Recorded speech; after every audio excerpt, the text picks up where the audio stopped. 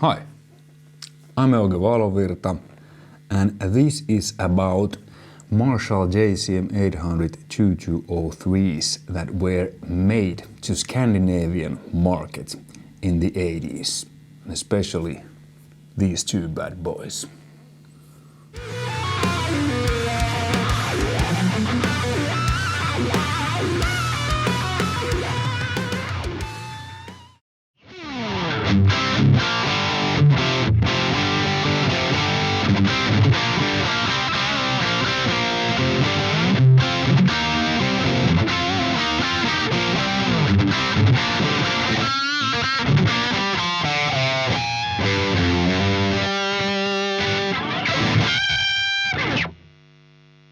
Yes, indeed. As those of you who have followed my channel knows that I'm a big fan of Marshall JCM800 and that I've done a bunch of videos about these amps and other Marshalls too, and I've used them on a bunch of videos and on a bunch of albums I've recorded during my 20 plus years career as a professional musician. There's been a lot of questions, suspicions whether these amps are modded, and if they are, what are the mods, and so on. Let's open up the myth.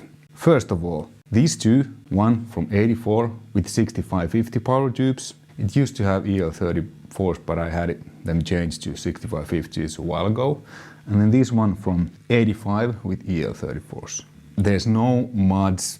They sound really aggressive. There's a bit more gain than on your standard 800, like the Zakk Wildhead I have here.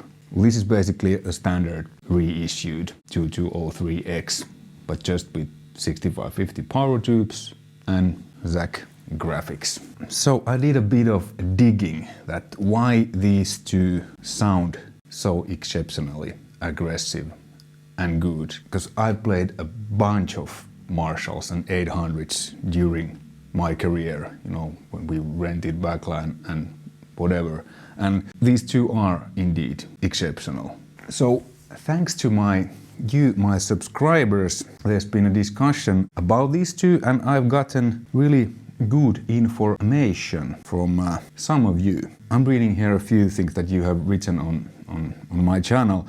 Michael Ian Champion writes that when I had my 2203X's modded to 6550 valves by Steve Dawson, who used to be a designer at Marshall, I asked what the difference was between vertical and horizontal inputs. He said the horizontal input amps don't use as many filter capacitors, so the power voltage doesn't sag as much, so they sound more aggressive.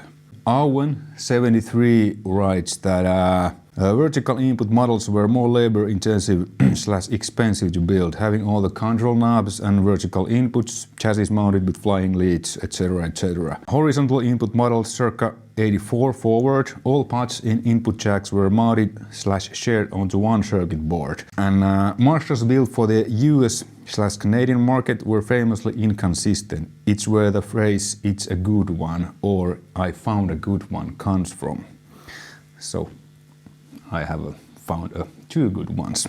And interesting, Owen also writes that the Scandinavian Marshall 2203 horizontal input ones have 5 filter caps. I own one 2203 from 84 with 5 filter caps, and I'm sure Euge's amps has 5 filter caps as well. If it's a Scandinavian, Swedish text on the back of the amp. Shred5 writes that when they changed the inputs, they changed the filter capacitors, which gave it a thinner but maybe more aggressive sound. The original 800s with vertical input were very close to the prior JMP 2203/2204 amps before they were updated to the JCM800 branding. So, what's inside these amps? As you can see from the picture, it looks like this has only 4 filter caps, the blue ones. And has been one where there's the hole.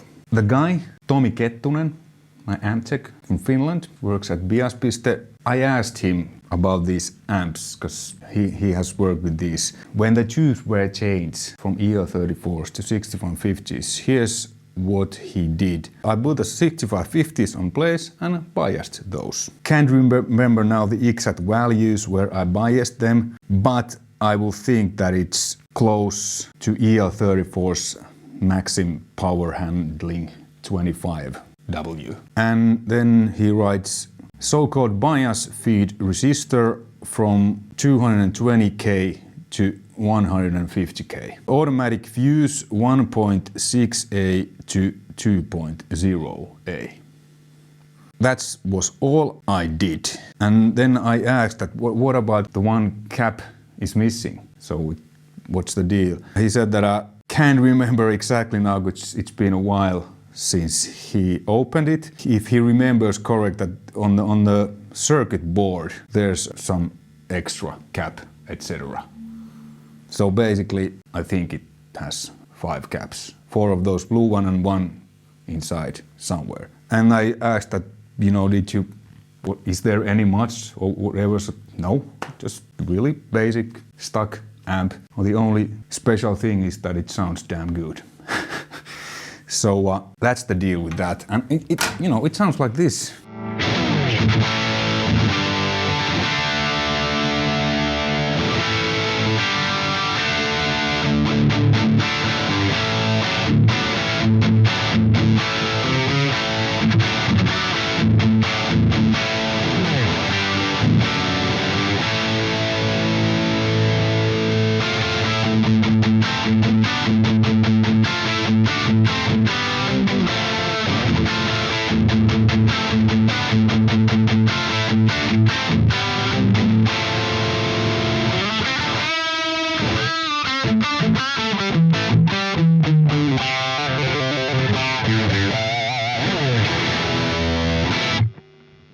So no overdrives, nothing, just the amp into the serve reactive load, and I had Jens Bogren's Sound of God EQ2 IR there. Then it goes to Logic where I'm recording this.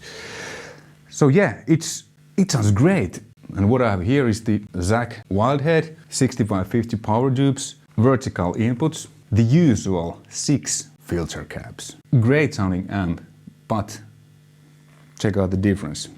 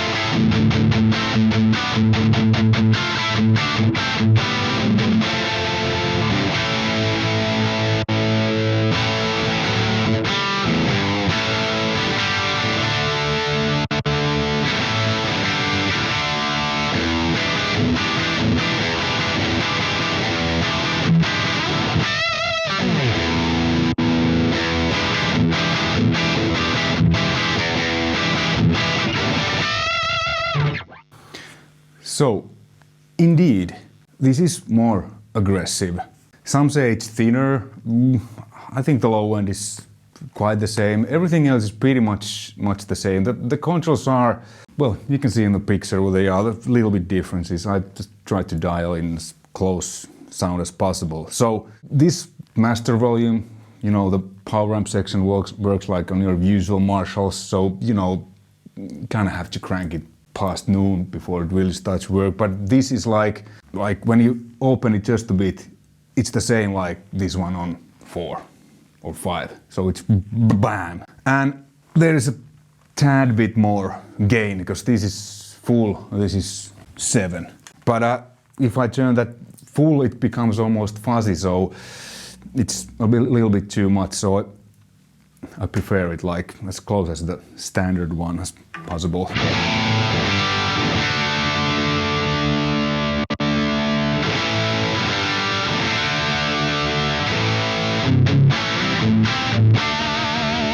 And boosted with the Zac Wild 44 overdrive. First the Zac Wild standard one.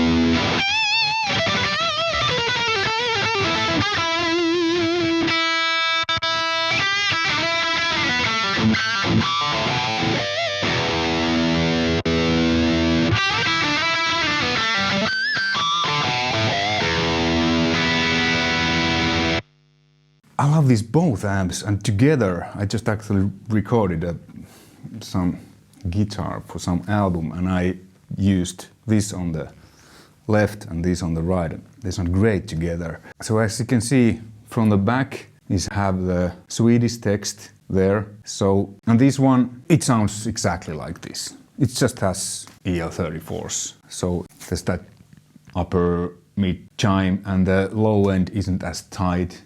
It's a little bit rounder. Well, while we're at it, let me switch these and I'll do a comparison. Okay, so just to show you the small difference. First with the 6550s.